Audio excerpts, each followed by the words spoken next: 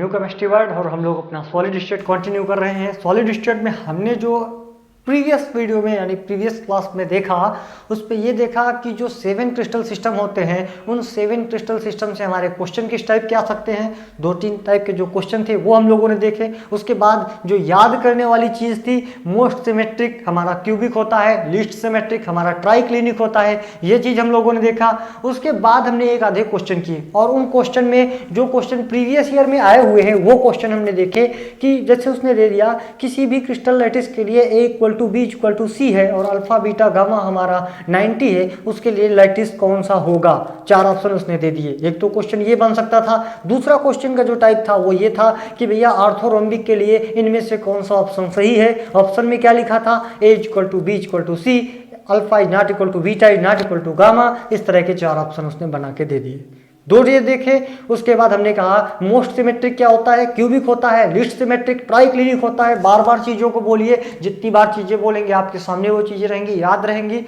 फिर उसके बाद हमने एक क्वेश्चन किया, थोड़ा हाई लेवल का क्वेश्चन था, 12th में पढ़ाया जाता है वैसा क्वेश्चन, हाई लेवल उनके लिए जो सॉलिड स्टेट काफ़ी दिन से नहीं पढ़े हैं। बाकी ये सबसे लोवेस्ट क्वालिटी का ही क्वेश्चन माना जाता है कि एक क्रिस्टल लैटिस है जिसमें M लैटिस पॉइंट है वो कॉर्नर पे हैं, N लैटिस पॉइंट हमारे फेस सेंटर पे हैं। आपको फार्मूला बताना था। हमने कहा भैया M है तो M लिख लिया, N लिख लिया, M के नीचे लिख लिया कॉर्नर, N के नीचे लिख लिया फेस सेंटर। अब कॉर्नर का कंट्रीब्यूशन हमें पता है, एक कमरे में एक क्यूब में हमारे 8 कॉर्नर होते हैं, 8 कॉर्नर होते हैं। 8 कॉर्नर का जो कंट्रीब्यूशन होता है वो 1/8 होता है, तो 8 × 1/8 हमने 1 ले आए। उसके बाद बोला फेस पे है तो फेस सेंटर पे है। हमने कहा फेस तो 6 होती हैं और फेस का जो कंट्रीब्यूशन होता है वो 1/2 होता है, तो 1/2 × 6 किया तो आ गया 3। हमने कहा Mn3 टाइप का ये फार्मूला यूनिट है। एक क्वेश्चन यहाँ से बन सकता था।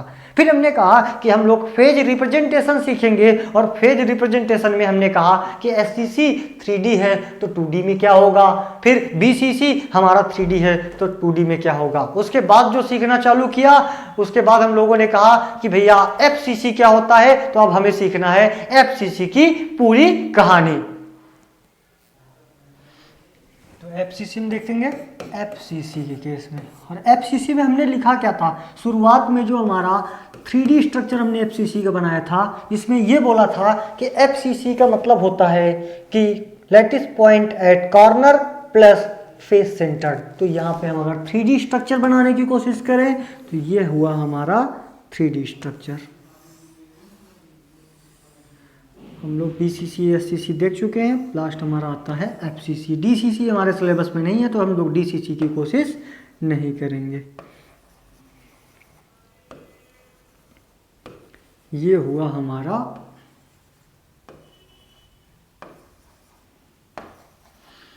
सिंपल क्यूबिक सेल, मतलब SCC का केस था। फिर बात आती है कि लैटिस पॉइंट कॉर्नर पे तो रहेंगे ही रहेंगे, साथ ही साथ लैटिस पॉइंट हमारे फेस सेंटर पे भी रहेंगे। तो हमने हर फेस के सेंटर पे एक एक लैटिस पॉइंट बना दिया और ये स्ट्रक्चर से आप भली भांति परिचित हो चुके हैं क्योंकि कई सारे बार ये स्ट्रक्चर बनाया जा चुका है।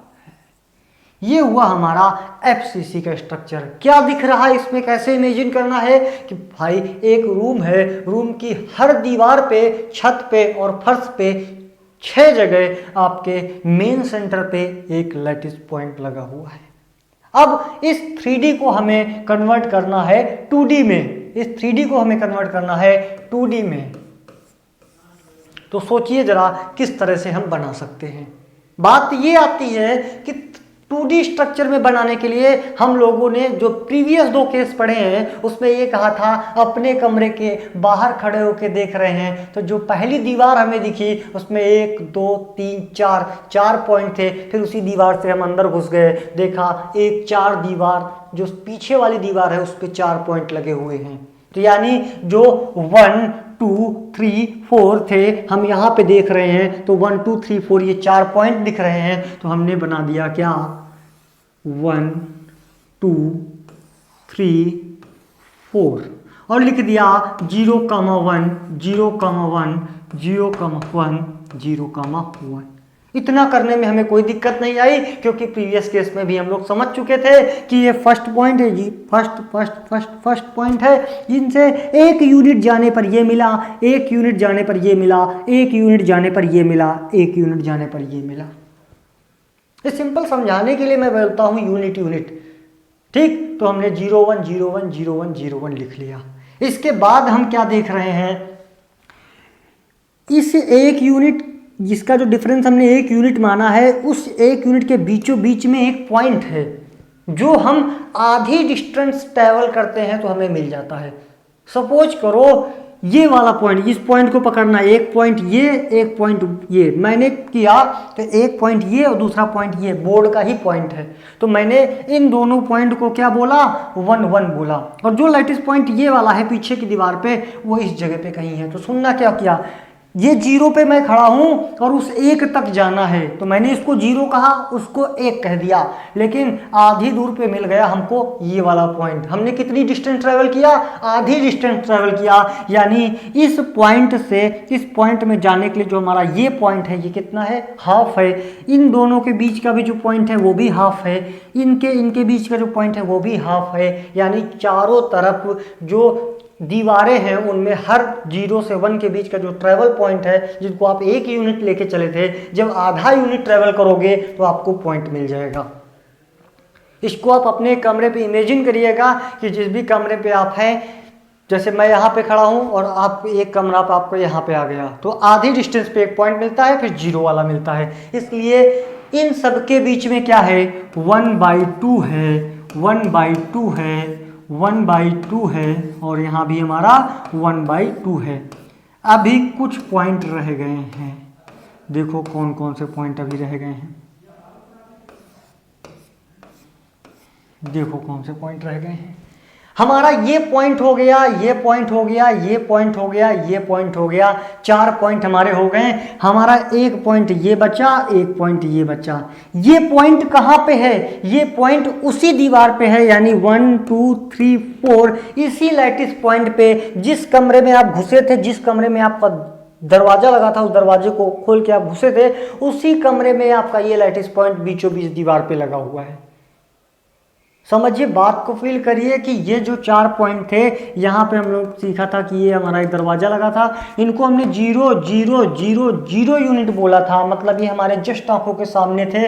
तो उसी दीवार पे भी एक पॉइंट है, क्योंकि सब दीवारों पे एक एक लैटिस पॉइंट बीच में है। तो ये वाला जो पॉइंट है, ये हमारे सबसे फर्स्ट दीवार पे है। तो जब आप इनको 0 0 बोल रहे हैं, तो इस वाले पॉइंट को भी तो आप 0 ही बोलेंगे, क्योंकि ये हमारे आंखों के बिल्कुल पास में है। और फिर बात आती है, सर ये वाला जो पॉइंट है, ये वाला पॉइंट दीवार सबसे पीछे वाली दीवार पे है, तो यानी उसको आप 1 बोलेंगे, क्योंकि जितना ये है उतना ही इस वाले पॉइंट से ये वाला पॉइंट है। यानी इस पॉइंट में भी हम लिखेंगे 0,1। ये हुआ हमारा 3D से 2D representation of FCC lattice. 3D से 2D जाने के लिए FCC में हमने इस तरह से बनाया। अब बात आती है सर DCC, तो DCC हमारे सिलेबस में नहीं है। DCC हम पढ़ते हैं CSIR के सिलेबस में, तो वहाँ पे हम DCC पे नहीं जाएंगे, लेकिन आपको ये बता देता हूँ 4 पॉइंट लिख के कि SCC, BCC, DCC में क्या होता था। पीछे भी बता चुका हूँ, एक बार आप रिमाइंड कर लीजिएगा कि हमारे पास SCC था, हमारे पास BCC था, हमारे पास FCC था, और हमारे पास लास्ट आता था DCC। हमने कहा था जो Z वैल्यू होती है, इनका 1 होता है, इनका 2 होता है, इनका 4 होता है और इनका 8 होता है। इससे आपका क्वेश्चन बन सकता है कि नंबर ऑफ लैटिस पॉइंट हमारा FCC के लिए कितना होता है, BCC के लिए कितना होता है, SCC के लिए कितना होता है। और बहुत ही गजब का टीचर होगा तो वो DCC पूछ सकता है कि उसका 8 होता है, लेकिन वो पूछे या ना पूछे, हम लोग DCC का लैटिस पॉइंट तो जान चुके हैं। अब बात आती है कि SCC में होता क्या है, तो हमने कहा SCC में lattice points only at corners. Lattice point कहाँ होते हैं, हमारे कॉर्नर पे होते हैं। फिर बात आती है सर BCC में क्या होता है, तो ये बोला गया कि lattice points at corners, at all corners plus body centre, कहाँ पे, plus body centres, body centres, ठीक, सेंटर। फिर बात आती है एफसीसी। एफसीसी में क्या बोला गया कि हमारे जो लैटिस पॉइंट्स होते हैं, जो लैटिस पॉइंट्स होते हैं एट ऑल कॉर्नर्स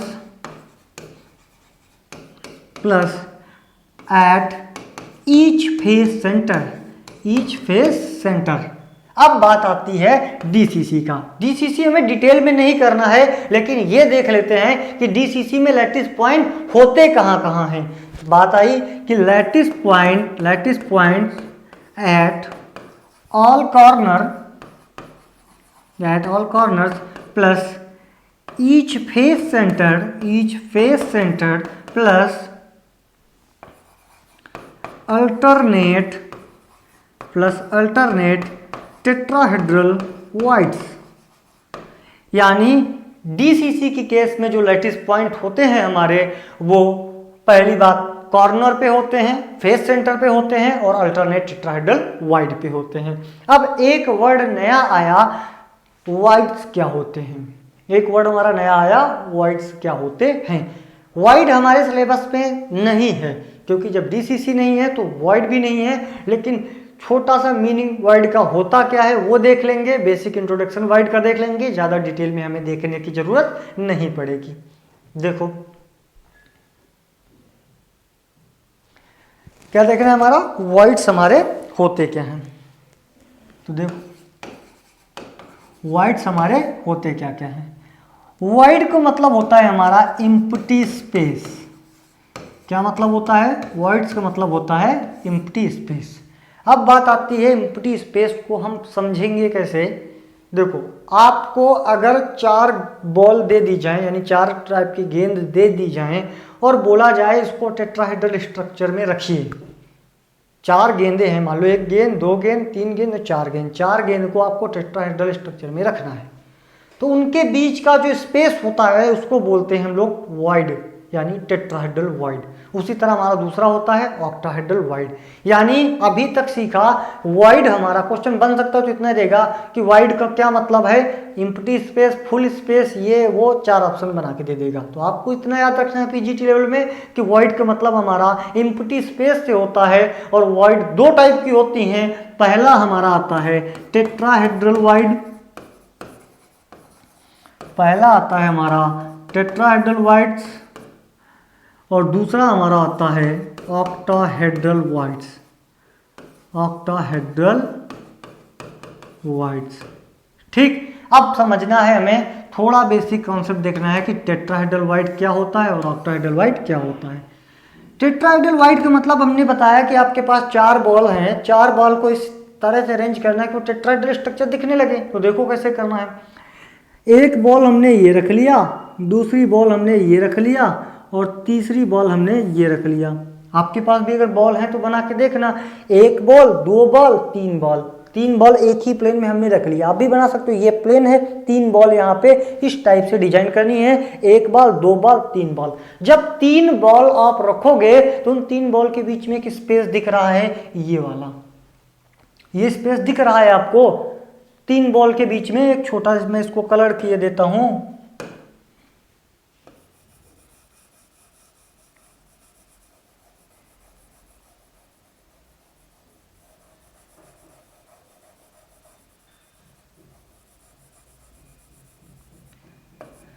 ठीक, ये स्पेस आपको दिख रहा है। हमने इसको क्या बोला कि ये हमारा 3 बॉल रखी हुई हैं। अब बात आती है, अभी तो बोले थे 4 बॉल होनी चाहिए, और टेट्राहेड्रल तो तभी बनेगा ना जब 4 बॉल होंगी। 4 बॉल में मतलब क्या हुआ, 1 बॉल, 2 बॉल, 3 बॉल और चौथी बॉल उसके ऊपर रख दिया जाए। देखो मैं ये डॉटेड से बना रहा हूँ, ये बॉल उसके ऊपर रख दी गई या उसके नीचे रख दो, आप कहीं भी रख सकते हो।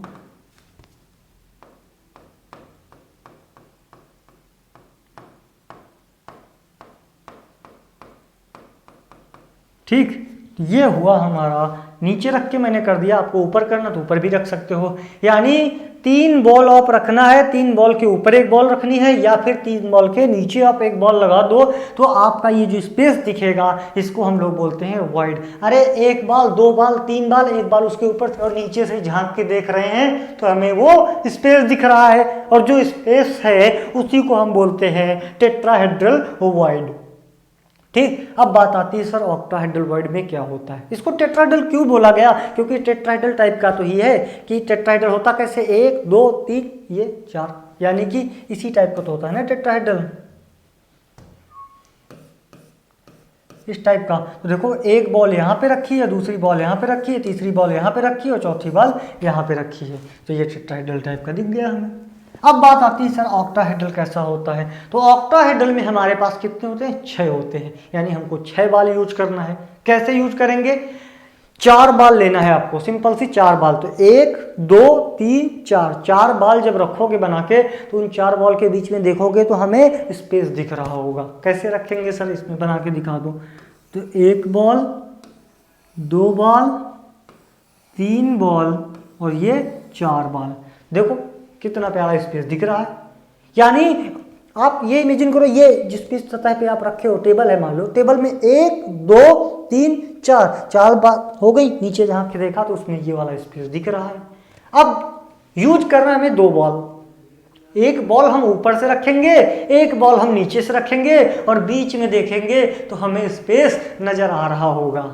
बीच में हम देखेंगे तो हमें स्पेस नजर आ रहा होगा, और जो स्पेस नजर आता है उसी को हम बोलते हैं वाइड, क्योंकि वाइड का मतलब ही होता है हमारा एम्प्टी स्पेस। वाइड का मतलब ही हमारा होता है एम्प्टी स्पेस। तो हमने देखो ये बॉल हमने ऊपर से रख दिया, और ये जो डॉटेड बॉल है, ये जो हमारी डॉटेड बॉल है ये हमारी नीचे हो गई।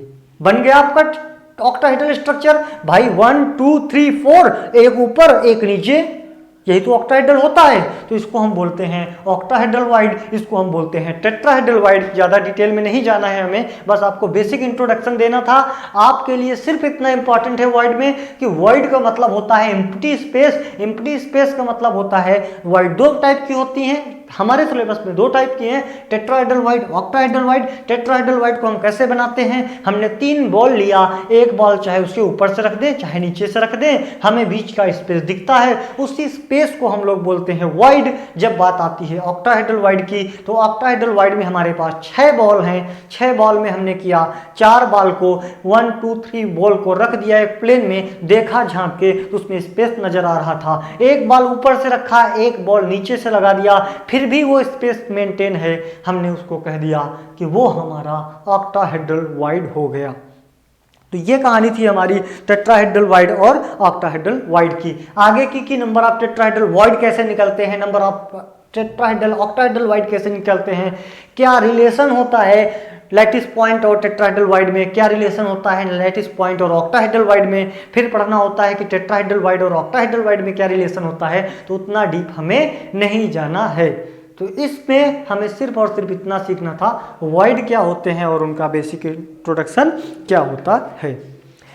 इसके बाद हमें क्या सीखना रहेगा, इसके बाद हम लोग आयनिक क्रिस्टल के बारे में देखेंगे और ये देखेंगे कि एज लेंथ, रेडियस और लैटिस पैरामीटर या सेल कांस्टेंट या लैटिस कांस्टेंट पे हमारा क्या रिलेशन होता है। यानी DAR 3 चीज़ें होती हैं, एक होती है डिस्टेंस, आर होती है रेडियस, ए होता हमारा एज लेंथ। इन सब में यानी किसी भी क्यूब में DAR में क्या रिलेशन होता है, उनसे किस टाइप के न्यूमेरिकल बन सकते हैं। ऐसे न्यूमेरिकल आपके सामने आएंगे जो डायरेक्ट होंगे, जिनमें ना आपको कैलकुलेशन करने की जरूरत होगी, ना आपको ज़्यादा दिमाग लगाने की जरूरत होगी। तो नेक्स्ट क्लास में हम कंटिन्यू करते हैं DAR यानी डर वाली टेबल, और उससे हमारे जो क्वेश्चन आए हुए हैं वो देखेंगे।